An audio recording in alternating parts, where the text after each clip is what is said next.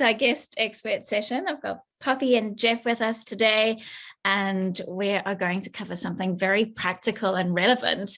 So I'm very excited to have you both here with us and to share your pearls of wisdom with our members of the TCC tribe. So thank you so much for coming along. Thanks for having us. Thank you so much for having us. We have so enjoyed making our international connection with you over the past year and a half. So it's been really exciting. Yeah, it's brilliant to be able to be in this community where we can share and help one another out. So I'm extremely grateful for that. And Poppy and Geoff, I know that you've got a podcast and you've got a book and you're very busy people and you've got lots going on. So would you mind sharing a little bit about you and what you do? Okay. Go ahead. So we started in 2014. We'll just give you a little quick background. We were college sweethearts many years ago, and got split up because I graduated and moved back to a state far away, and we never had any contact for 32 years. So we got back together, and you got to pick up. You're showing the picture. Come on. Oh my gosh! There we are. We are in college, and that's 32 years later. Lift it up so they can see it.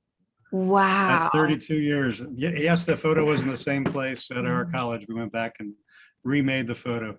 So we didn't have any contact for 32 years, and we're giving you sort of a long backstory here about what we're doing.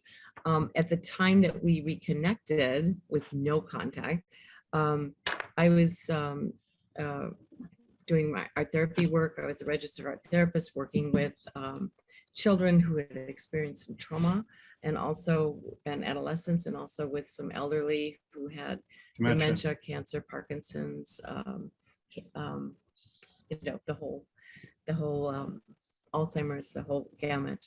And Geoff was working in sales and for a company, and we got back together, we got married, and it was great. And we were trying to figure out, like, why did we break up? Because how do we screw this up? Something was so perfect. How did I screw it?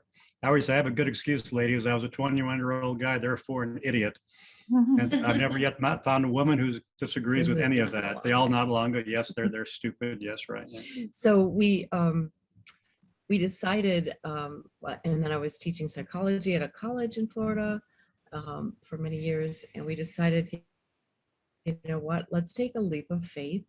Let's write a book about our story and our journey, and maybe we can help people learn to communicate a little bit better, give them some strategies to create boundaries in their relationships, and to not be a people pleaser anymore, or whatever those things are, and help them really become empowered and appreciate their self-worth. And learn how to communicate very effectively. We even created tools. I have a little thing here, our emotional clock, that takes people through how you get in trouble in relationships by not communicating effectively. And we always say people call us up for relationship coaching when they hit this bottom position. The 6 o'clock is where they're kind of hitting a wall and they're trying to figure out what they're doing.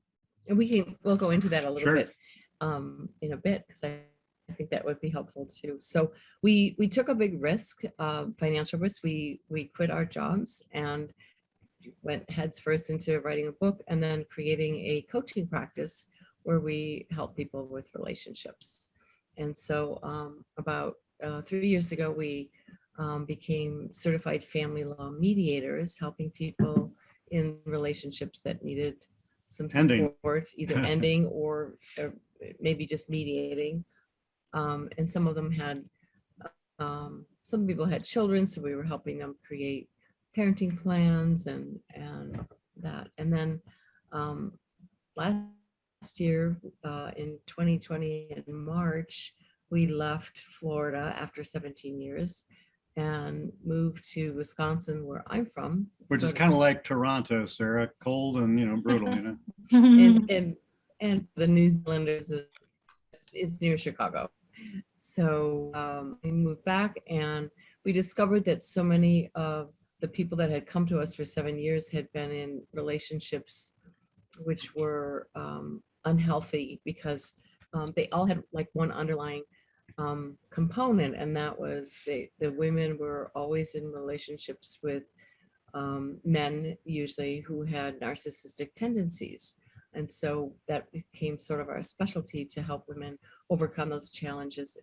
If you've ever heard of gaslighting, that was something that we helped them to understand and recognize when it happened. So we created this discrete group for women, and that's still going. We've had that for a little over a year and I'm going half. to take a leap of faith here that I bet some of you all in that industry have dealt with men with narcissistic tendencies. So, or women too. I mean, it does go both ways. And we had men clients as well who have a female that was narcissistic, but I would say 80% of it was, which is why we just kept it to a group of women. And they've all bonded beautifully, and they're in our membership, just like I'm sure you and Karine have also done that. But one of the things we really focus on is helping them gain the courage to take these leaps of faith, because you don't know where the next place is going to take you. But if you know you're in a spot that's not good, that's not healthy, you have to have faith you can move forward. And part of the reason we wrote our book was to give people faith that you can find love again. You can find new relationships that work as long as you've taken the right steps. And Karine, I know you're guiding people to find all those things in their lives too. And not even just in your love relationship, but in your work relationship. Every aspect of your life. To have people that treat you respectfully and are kind and thoughtful and considerate to you as it should be. So, and we work with those people too. So that's kind of, in a long story, how we got to where we are today. Thank you both. It's so fascinating, and I love hearing the story of how you have met. It's just such a romantic story to know that after all those years you were able to find each other again, which is so beautiful. Well, the funny thing about it too, Karine, was that, you know, Poppy tried to find me 3 different times over those 3 decades because she knew that it was a complete misunderstanding, miscommunication. I, on the other hand, thought that she wanted nothing to do with me because the way it was such a rough ending and so poorly done. When I called her up after 32 years, after I found information about her online, I had no expectations of anything great. I expected maybe just, hi, fun talking to you, and maybe to get blown off again. I didn't know, and discovered that I was completely and totally 100% wrong about everything, and she never wanted to break up. And it was a most unbelievable conversation in my life where, boom, we were back together again. Literally in minutes, we were back where we were. Just on the phone. We hadn't even seen each other. No Zoom, no nothing, just a silly old phone call. No wonder why you're so passionate about communication. It makes perfect sense. Yes. Yeah. Now, I know for this session, we're focusing on communication, but in our group, I did a poll at the beginning of the week asking if has anyone worked with a narcissist or had a relationship with a narcissist.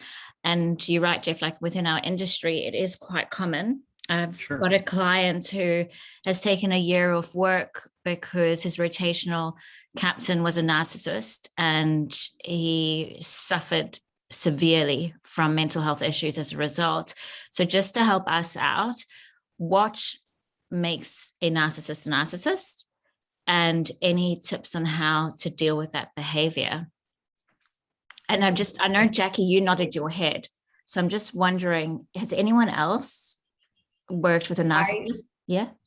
I hear this term a lot, but I actually don't know the actual definition or how to like label that. So one of the things that we did last year was there's a woman in the States who has a huge following, a Facebook group, and it's called One Mom's Battle. And she wrote a book, and her name is Tina Swithin.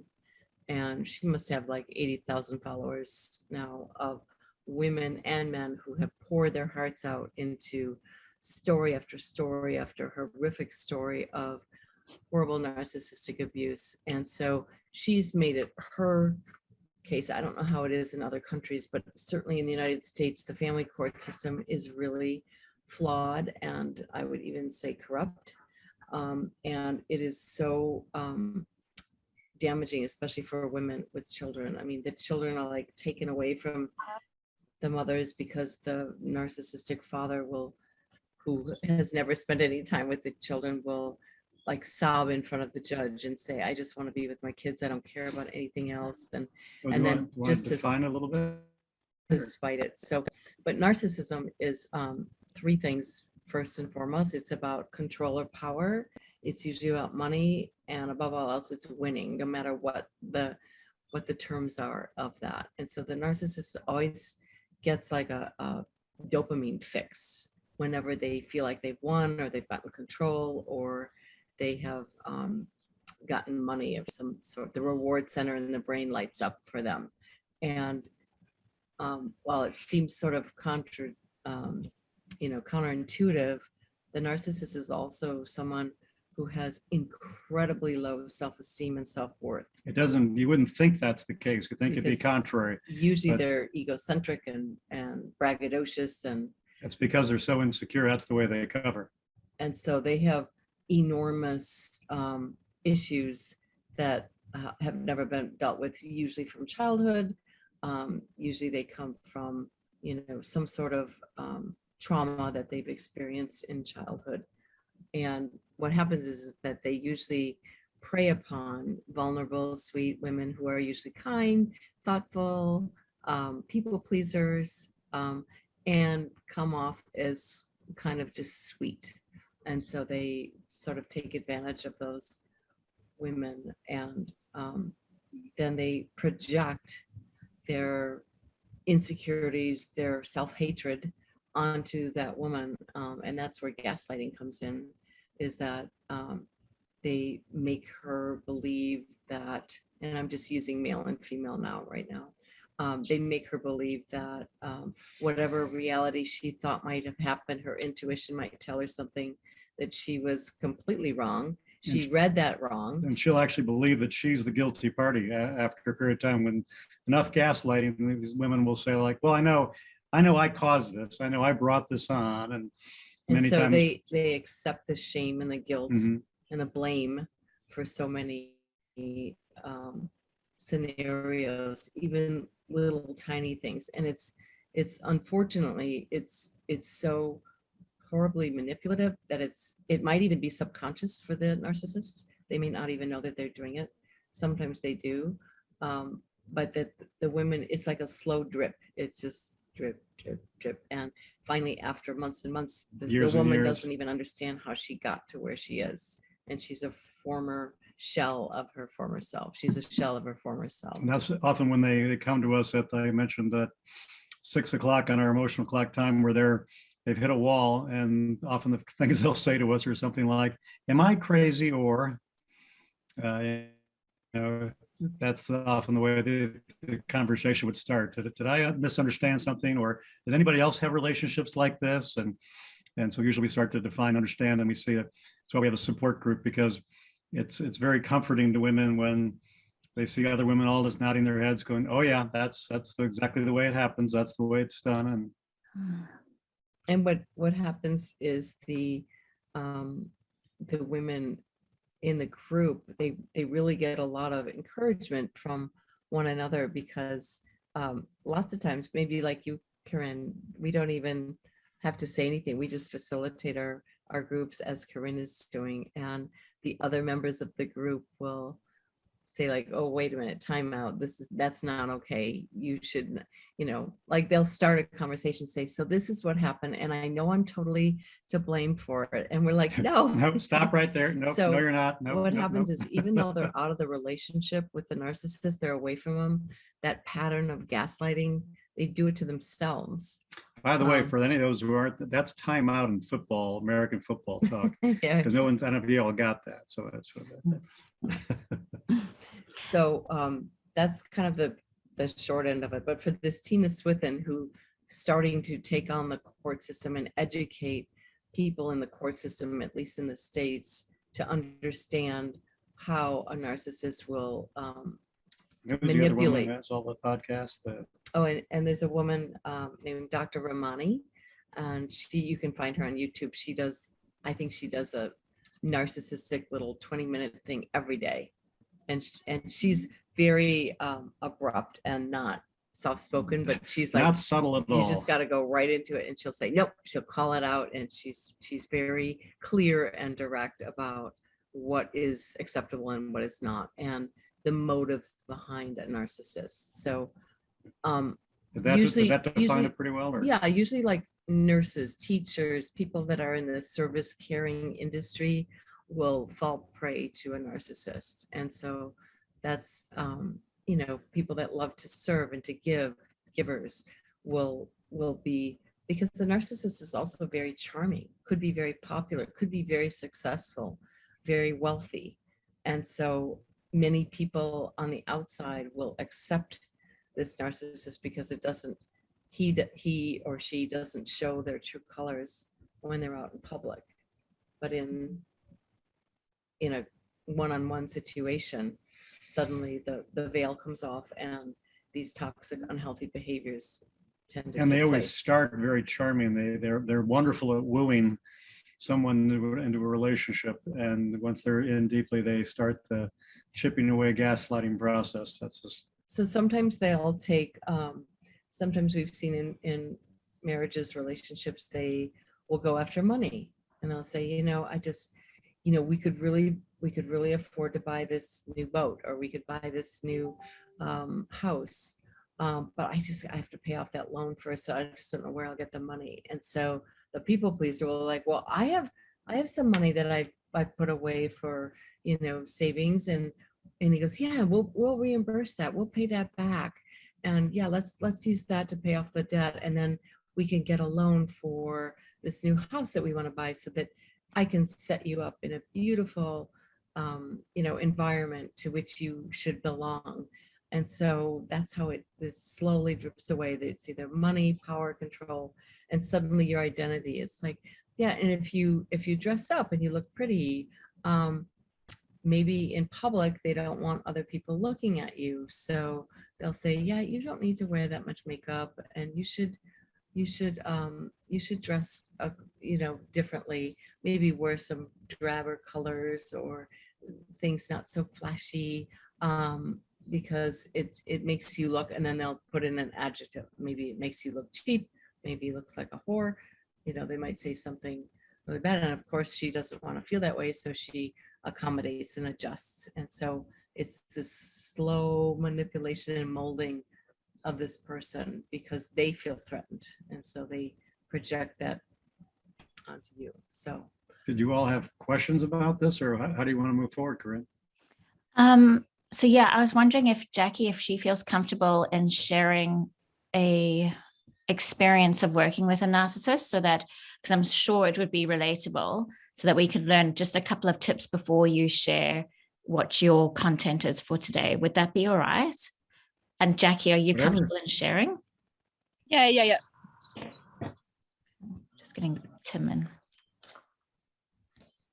Yeah, I worked with a first officer, and I'd been in the industry like 10 years when I came across this person. Like, he joined the boat, and suddenly nothing, he just continued everything, just ran me down the whole time. And I'd never had an issue before with crew food or meal times or anything. A crew coach, some live thing she's doing. And then all of a sudden he just, you know, dinner was always late, or there was always just something all the time. And I really started questioning like what I was doing, you know, like, was I doing something wrong? Like, even wearing like yoga leggings and stuff. And he'd always make comments. And I was just kind of like, it's only me though? Like, what is going on here? But I think through a lot of work that I've done, I was kind of like, oh, he's not happy with himself. Like, he's, you know, trying to run someone else down to make himself feel better. So I, tried to sort of rise above it, but it didn't really work. And being an officer and being friends with the captain, like, you know, I ended up leaving the boat because of it, and just, not in a good space. But that to me was, his sort of narcissist behavior of like finding someone to pick on to flex his power as well, because he could control what I was doing, you know, like he would, you know, he didn't like what was for dinner, or, you know, something like that, and just being really vocal about it from the crew and all that sort of stuff. And yeah, because to start with, he was nice to me and he would come and have chats with me and be like, you know, we're a team together, head of departments, you know, and I was like, oh yeah, okay, cool. And then it just went bad and got worse and worse. So I just was going to ask you, did you feel when you first started that you had a pretty good, strong sense of self and that you felt confident about yourself? Yeah, like I'd been on boats 10 years, you know, like I'd been on this boat for over 2 years. So I was like, I wouldn't still be here if it was that bad, surely, you know, like. Right. So that's what I'm saying. Yeah. They like the confident person, but then they whittle them down to something else. So let me just ask you, when you decided to leave, what were some of the feelings that you felt when you were ready to leave? Did you think about it a long time? Was it an abrupt decision? Was it difficult? Were you afraid about what would be next? Yeah, I was afraid of what was next because I'd sort of come to think that I couldn't, you know, could I still cook? Was my crew food good enough? You know, I was the sole chef, so I was doing guest and crew food, but yeah, it just got to that point where I really questioned, you know, everything. Right. Like the thing that you're really good at. That's the gaslighting. Again, they just chip away at you. Yeah. So yeah, I was like, well, you know, I'm a job and yeah. I know I'm good at cooking, and then afterwards you're like, wait a minute, am I? Yeah, I really questioned, and I took 8 months off. I didn't get back on a boat for over 8 months after that. Just spent a lot of time traveling and with friends, and you know, going back to people that I even sent messages to people that, you know, was it that bad? And they're like, no, it wasn't that bad. Like, where'd you get this from? Like, yeah.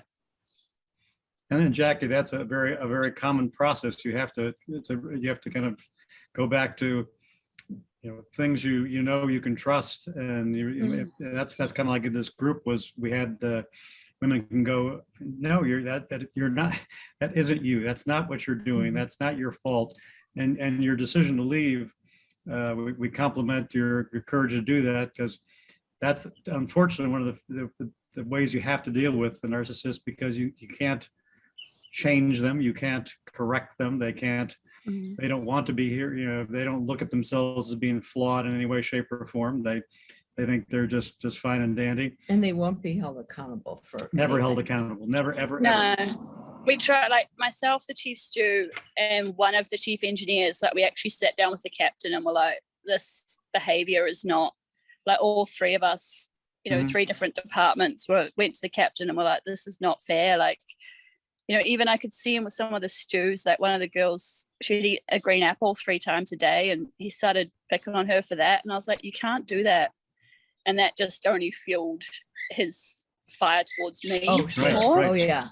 They're never wrong. You can't correct it. They're never wrong. No. That's a big no-no. No. So yeah, like, and the captain just, nothing really got done about it. So yeah, it all just sort of fell apart and quite a few of us left, but yeah. Well, I think that's wonderful that you pivoted and you took a different course, even though it meant leaving that job. But when you're in that toxic environment, it's really hard to get out. It takes a lot of strength, courage, and you know, some insight to know yourself a little bit, some introspection. So we do applaud you for getting out. And now, are you working? Yes, I am. I'm on rotation on a boat that's in New Zealand. So okay, with another interesting management structure, but that's yeah. But still, much happier. Good. good. We're glad. That's great.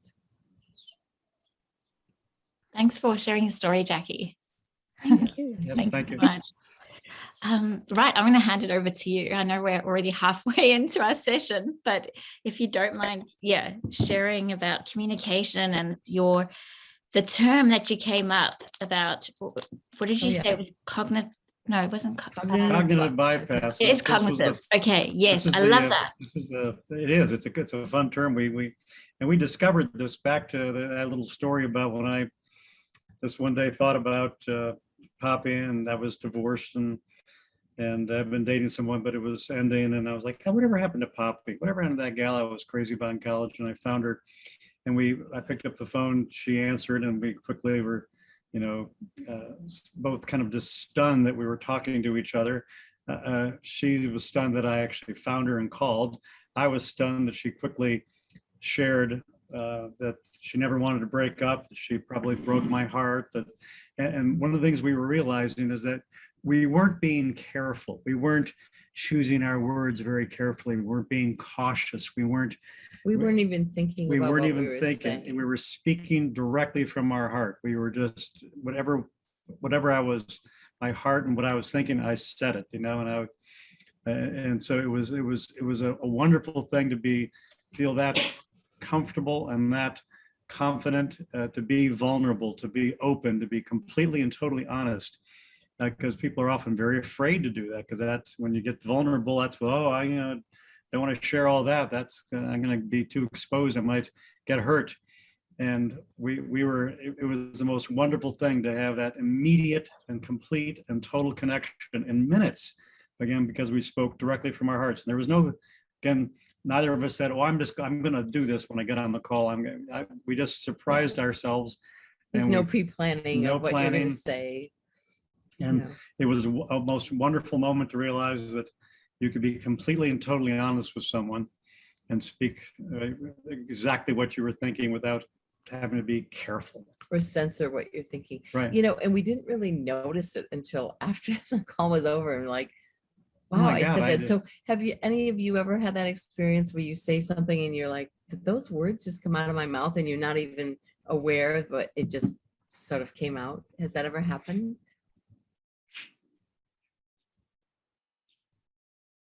Okay, so you tell us. You nodded. You can say tell more us if a you want, story. Zoe. Come on. You're still on mute, Zoe, if you want to talk. No, I don't really have a story in particular. I just All right. sometimes I just love to talk, and I'll just say exactly what I'm thinking, and then I'll just stop myself, and I'm like, you have no idea what you're talking. Like, you're not thinking about what you're saying. You're just Right. speaking from the heart, and it's really nice to have people around that you can Mhm. feel comfortable to do that. Right. That's right. Anybody else ever have that experience? Yeah, I do. I feel, I think the more, I don't know if confident is the right word, but where you're able to kind of own certain experiences that you've been through, and then you can speak about it. And it is vulnerable, but it's something you've been through, and maybe you don't know how the audience or how people will take it, but at the same time, you're embodying it, you're owning it. It's something you've been through. And so you don't really censor it, or I guess, do you know what Right. Censorship is definitely a part of it. Yes. Yeah, and you can just be, I guess, raw, and it's great if you're with people that can totally that they're not judgmental, or they're not Mhm. Right. shocked, or Right. you can just have a really honest conversation. And that's when it's really great, Sarah, when you can, that's a kind of a definition of it, when you can be open and they're completely receptive, aren't judgmental. You don't have to censor what you're saying. You can be completely honest. So when going back to that phone call in 2010, when Geoff first made that phone call, I wasn't thinking like, oh, should I say this? Should I not say this? It just sort of happened. And it was irrelevant whether or not he would reject me or turn me down or whatever. So in other words, it's kind of an ego-less experience, that the ego is not involved at all. And if we can get to those ego-less moments in our lives, I think more people will come around to also doing the same thing.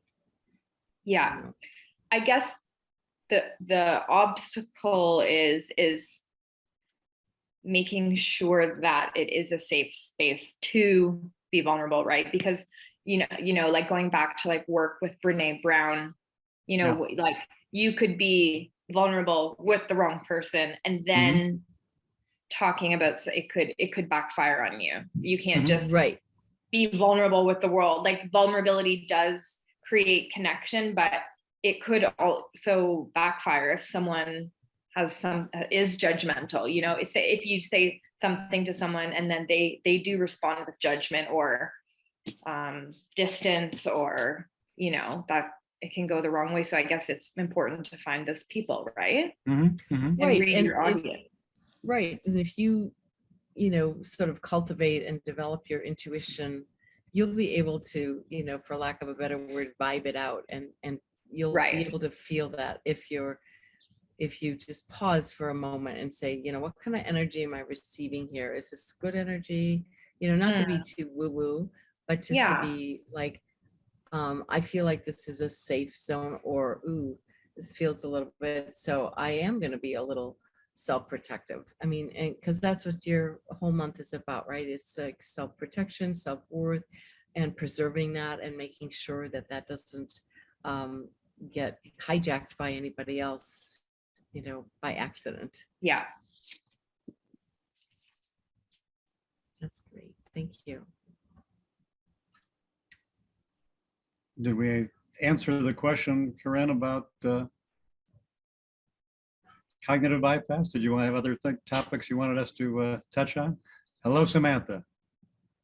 Hello. Where are you, Samantha? I'm in Manchester, in the UK. In the UK. Okay. Okay. Welcome. Sex on the bridge. Wow. So the other, You're muted, Karine, if you're. I think it's Captain Dean, and someone must have messed around with his profile settings and he doesn't know about it. That or he's got incredible confidence. One of the That's really funny. What about the members here of TCC Tribe? What questions do you have about communication? I know speaking from the heart can be so, I'm not mute, can be so scary, and you may experience self-doubt. Am I saying the right thing? I don't want to hurt the other person. So maybe a question is, how do you have the courage or find the courage to start sharing how you really feel from the heart? I know from personal experiences, when I speak from the heart, it's normally when there's a conflict in my values and it comes from a place of anger and frustration. And I'm just like, what? Like that. It's hard when you're in a, for example, intimate relationship, or if it's a family member, close friend, and you want to speak from the heart and all those thoughts are coming up. So how do you move past that? So we were going to give you a fail-safe strategy to use for that in any relationship, whether it's personal or whether it's personal, professional, friend, whatever. We have found that the most successful way to do that, ready? You should write this down, is you put your biggest fear out in front. So if you know the person you're speaking with, and you know that maybe that person will rise to anger right away with what you might approach with, or that person might shut down right away with what you might be saying, or that person might reject you or say, forget it, we're finished. So you put all of those obstacles that you're thinking about right out in front on the table. And so the first thing you say is, okay, so Karine, I'm just feeling very nervous about bringing the subject up, but it's something really important to me, and it's not aligning well with my values, and I feel like I need to say it because I respect and love or appreciate our relationship, and I don't want anything to tarnish that, and I still need to say this because I need to be true to myself, and I'm afraid that if what I'm going to say might make you, and then fill in the blank, shut down, get angry, turn against me, fire me, reject me, and I don't want that to happen. So could you help me and work with me on this, because I'd really like to say this. So could I ask your help in receiving what I'm about to say. So something like that is usually a good softener for someone, and they usually, most people will be accepting and say, yeah, of course. And yeah, if they're not willing to do any of that, then it's probably not worthwhile being in a relationship well, or employment or whatever with that person.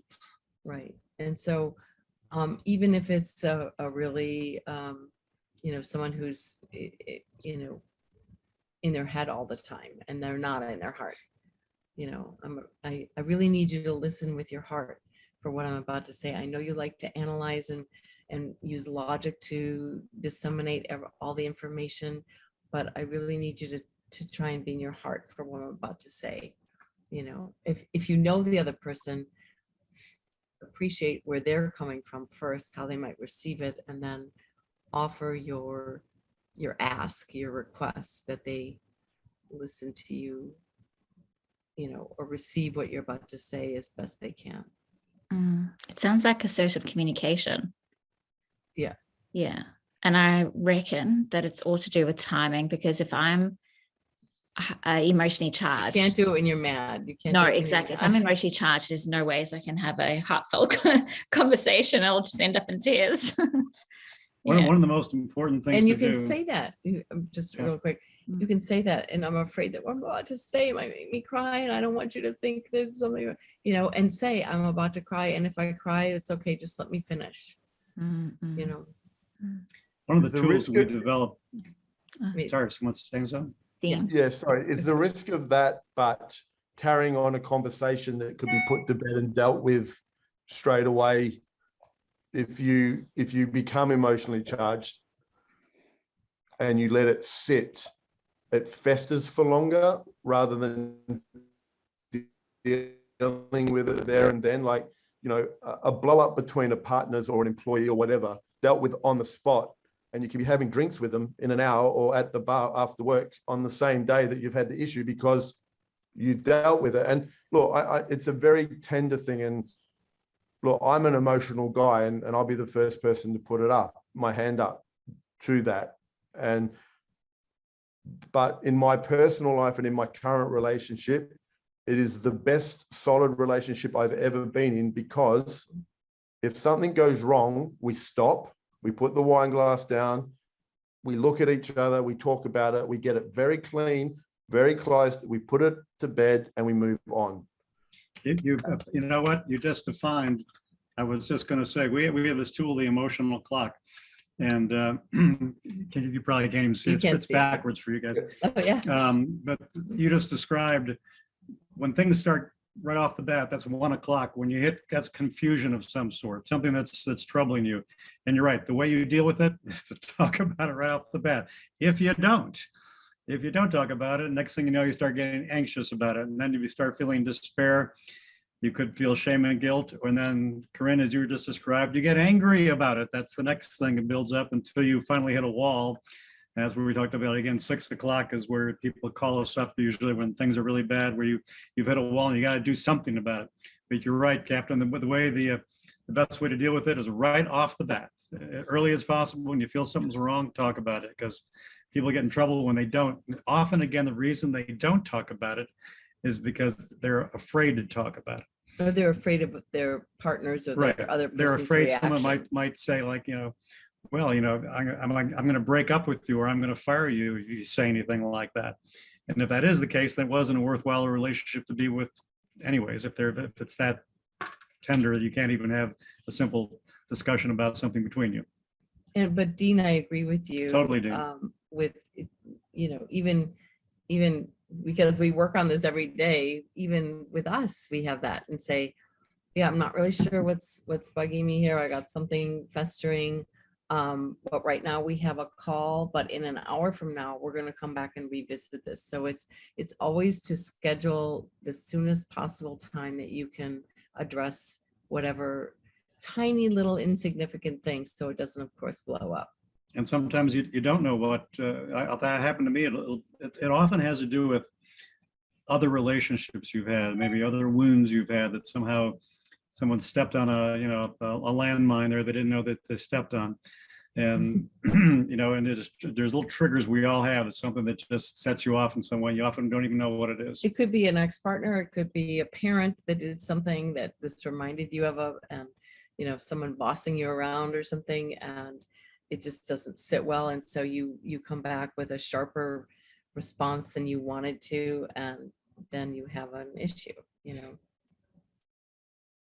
So thank you for sharing that. It's really important. It's important. And then if you do get in a situation where there's conflict and tension and it starts to escalate in that exchange that you're having, take a little time out, say, okay, let's call a timeout here, and we always say to get up, leave the room, leave your physical space that you're in, go for a walk, go take your dog out, go on top of the deck, whatever you need to do to just get some clearer space, and then make an agreement before. Let's come back and visit this tonight, tomorrow, in an hour, whatever it is. And make sure you address it, Dean, just like you said, the sooner the better. Yes, so that you can go have that drink with them in an hour, and then it's over. Yeah, very much so. And, I sort of tend to let that roll into my work now too, because it's been so successful. I've been with my partner now for like 2.5 years. And I was like, for the first year, we didn't have a row at all. And I think it's just because of the openness and the communication. When things slight to stray, like, no, don't do that. I don't like it. Okay, great. Because, the first couple of years, it's such a learning curve for relationships anyway, for sure. Mm-hmm. That's great. Dean, can I ask, is your partner male or female? Female. Okay, because lots of times when we've worked with males, and this is generally speaking, of course, they tend to get right to the point, and women sometimes are so nuanced in their expressiveness that it's hard for men to understand that, because they just like, give it to me straight, and women go around and they tend to they beat around the bush. They think men should read minds. They think we should figure it out. Arrow. Yes, and so it's I always kid around and say that whenever women ask a question, say, do men think this way? And I go, oh, no, we don't think at all, basically. Just make that assumption. It'll be much safer off if we think that we don't think, and tell them what you're feeling, what you're thinking. We're not going to figure it out, probably. Just don't expect us to guess it. And just to carry this one bit further, when you are going to, if you have something on the ship, let's say you have a new guest list coming on, and the captain or the officers or somebody has expectations, but they're not delivering that information to the rest of the crew.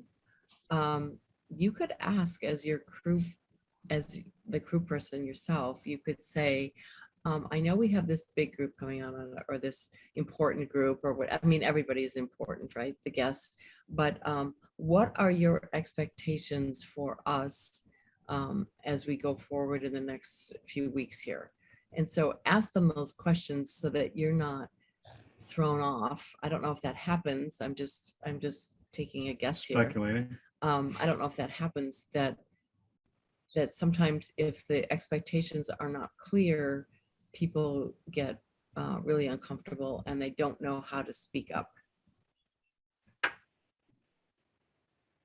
Does that ever happen? I don't know. Well, for me anyway, I think people definitely find their voice. I think this industry has changed tenfold, and junior crew have definitely found their voice. There's nothing that they don't want for or ask anymore. It's 180 degrees different to when I joined yachting, that's for sure, 30 years ago. For how people and crew voice their opinions, which is a great thing too, because then that way where they're standing as well, and you pick up on their idiosyncrasies, because if they stop asking, something's wrong. Right. Good point. Very good point. And Dean, I mean, that's not to say that you shouldn't. I mean, I hope you offer expectations that you have for your crew, even though they know everything or whatever. Yeah, Right? for sure. You know, there's always expectations or the requirements to fulfill their role. But, you know, I think definitely crew in this day and age are more aware of speaking up and speaking their mind and finding their place within the industry, or that's my opinion anyway, being, I guess, so-called at the top of my industry. Poppy and Geoff, I've just got Yes. 2 questions, but before you address them, I'm going to open it up to the floor to see if there's any other questions. But just to park my questions, the one is, how would you recommend firing a narcissist or letting go of a narcissist? And then the other thing was, I did put in the Facebook group the PDF that you sent me. So just talking a little bit about art therapy and how that is useful. But before you answer those, I just want to put it to the floor. Does anyone else have any questions? The topic of conversation today is healthy communication, speaking from the heart. And we're also talking about narcissists and their behaviors and how to deal with them.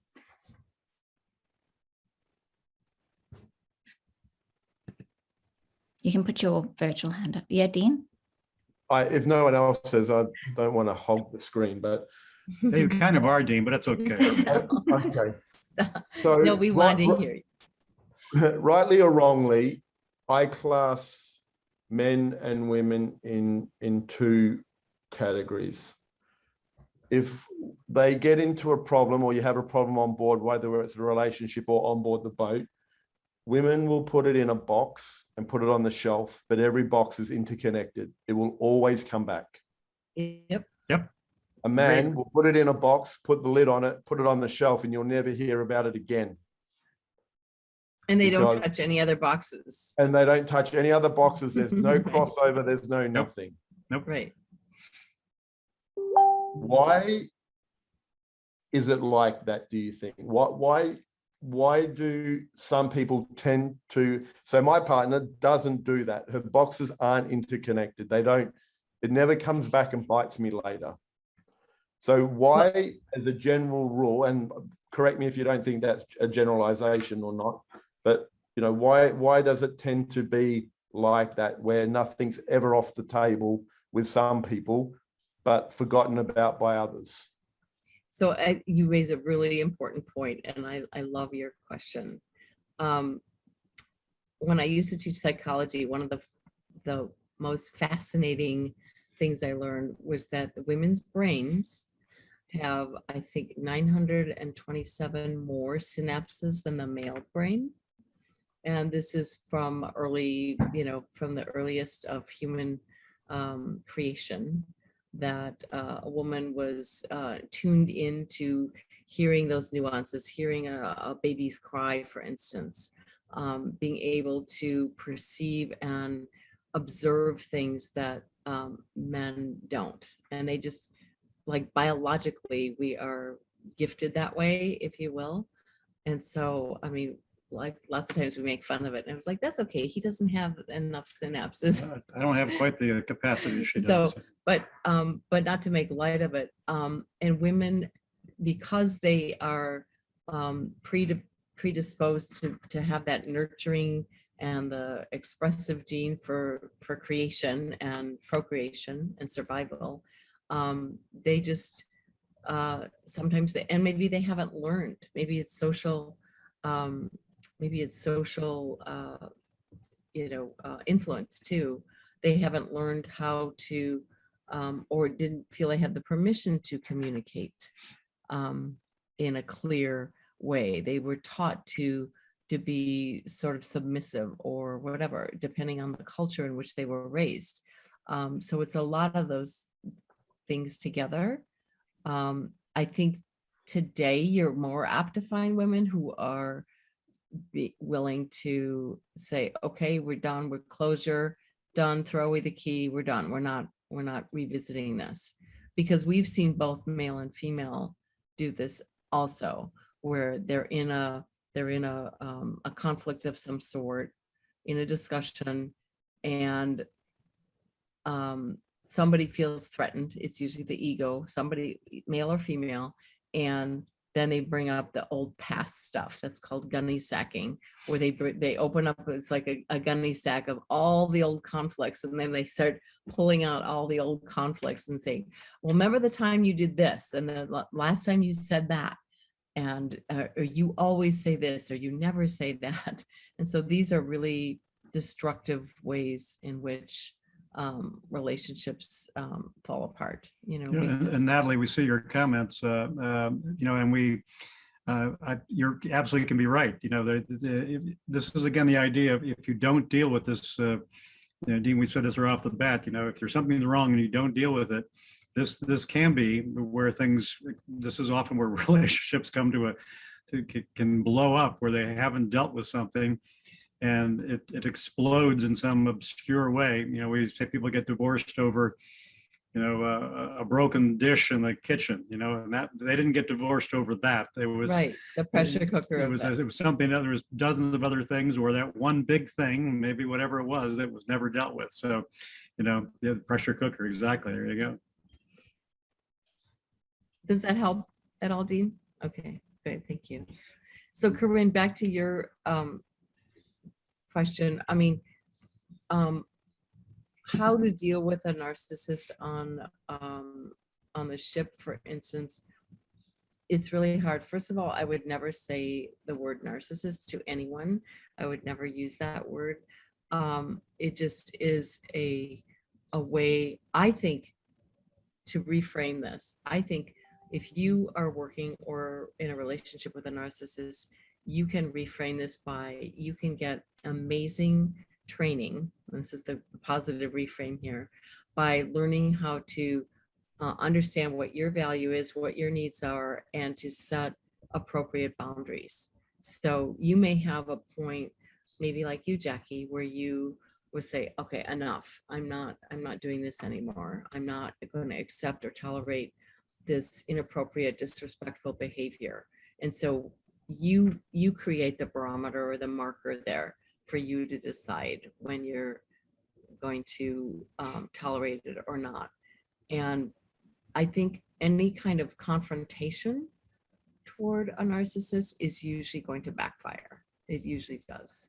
And so you don't ever want to come in blazing, you know, because they actually like a fight. They actually like the challenge because they're going to win no matter what. Yeah, Karine, they will do something. You asked the question, like, how do you fire them?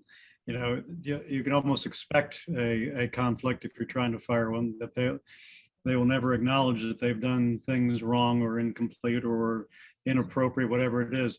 The way to fire them is in a fairly direct and quick fashion, and try to move on, because what we've been saying, it won't probably go well. We've been saying lately in our world, whenever there's somebody that poses like a wonky energy or something, we'll say, you know what, this is not in a this is not in alignment with my divine good or my highest purpose or whatever. And you could use words like that. I'm so sorry, but you know, the way that and I would never use statements. I would say I statements. I would say I just don't feel that our values are aligned anymore.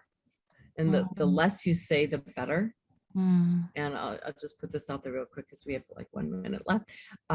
We had a client this week who was divorcing, and she was always apologizing and going back and making excuses for her soon-to-be ex's behavior. And he will always come at her, and he'll say things like, you know, wow, last year, you know, we had these great memories and you're throwing it all away.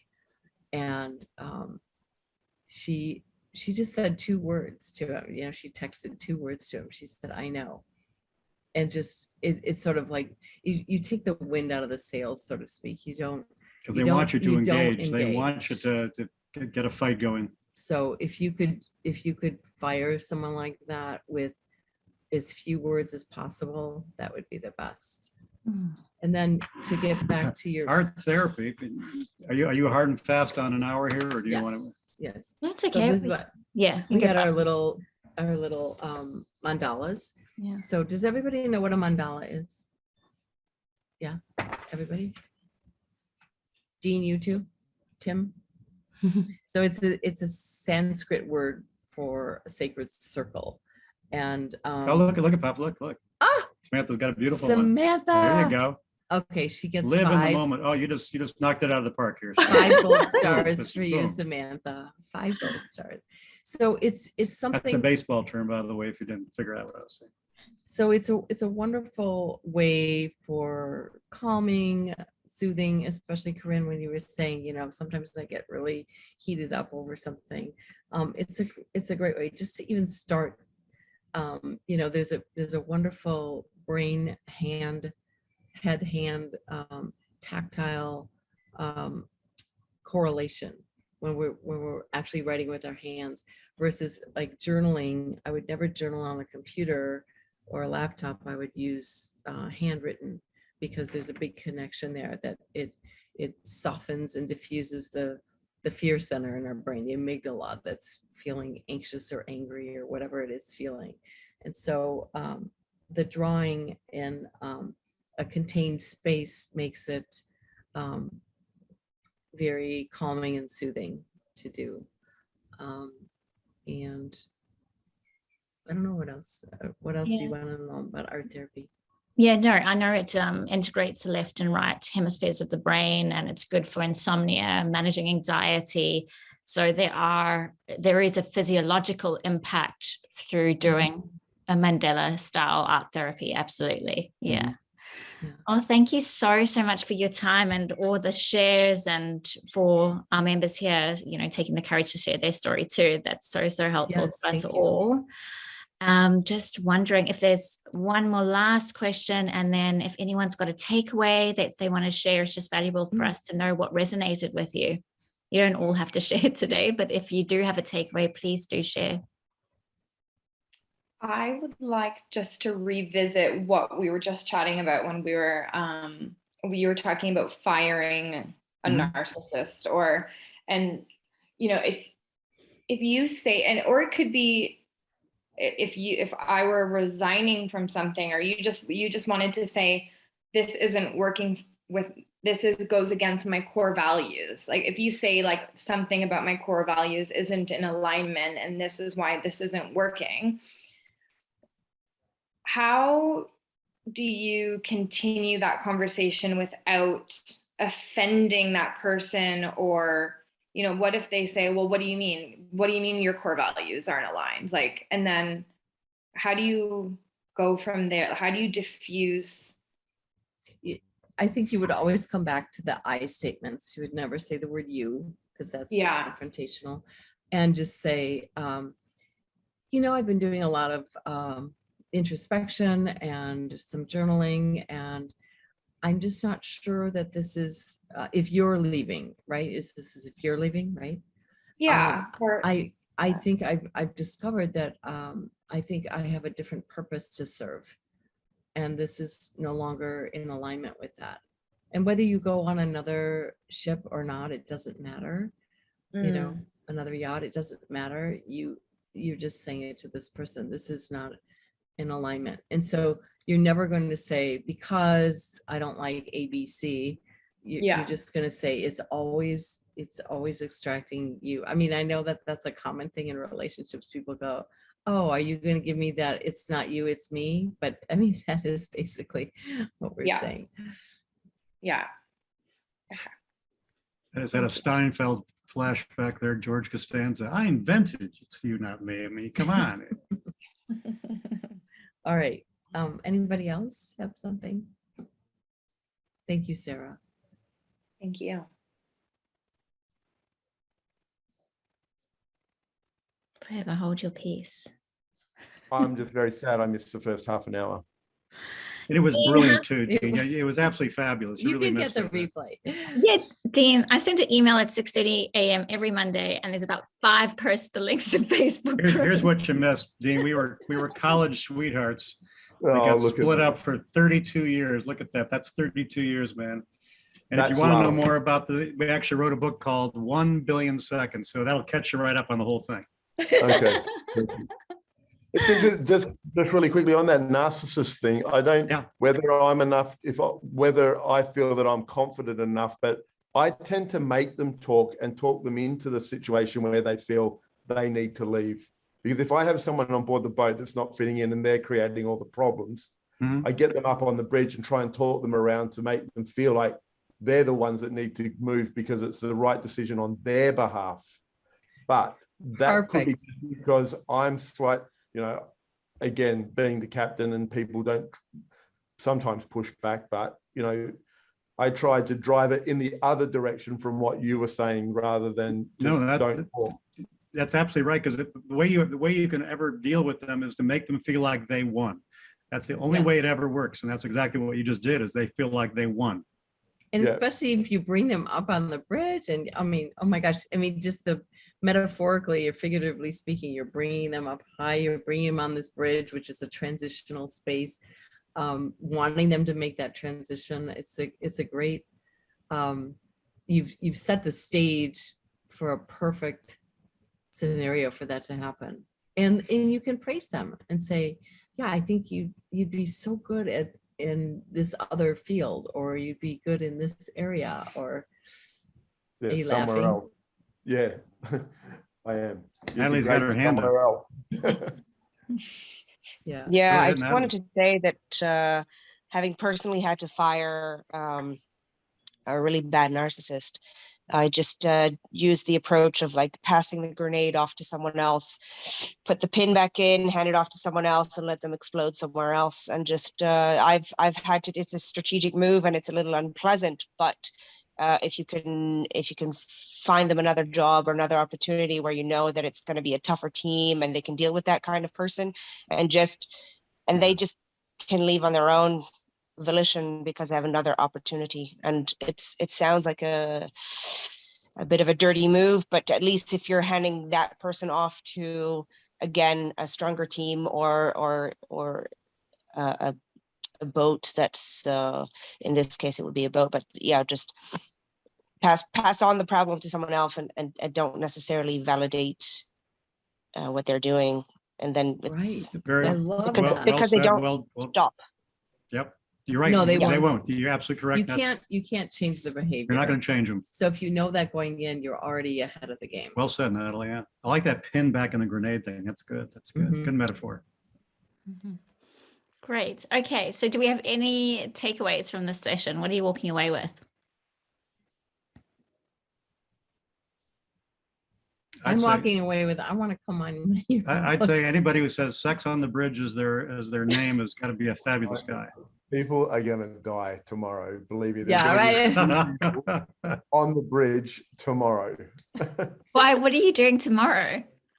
Well, whoever's been playing with my computer. Oh, that's what I said to everyone. I'm like, someone's fiddled with his settings, because I'm like, oh, okay.